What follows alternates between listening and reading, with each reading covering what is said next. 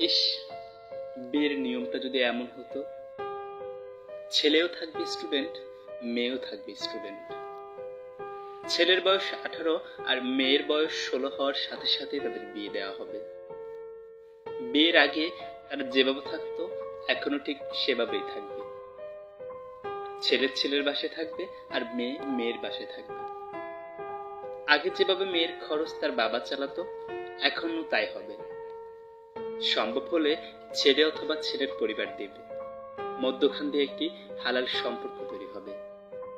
দুজনে প্রেম করবে, বাট কোনো প্রকার পাপ হবে না, শুধু সওয়াব হবে।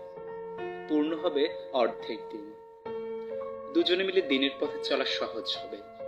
চোখের জিনা থেকে বাঁচা যাবে। ইসলামের বিধিনিষেধগুলো মেনে চলা সহজ হবে। হালাল ভাবে সবকিছু গড়ে উঠবে।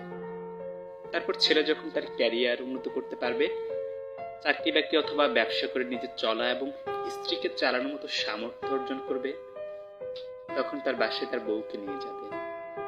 এতে করে বাঁচবে সমাজ, হবে না ধর্ষণ, কোনো প্রকার জেনা, হবে না কোনো পাপাচার।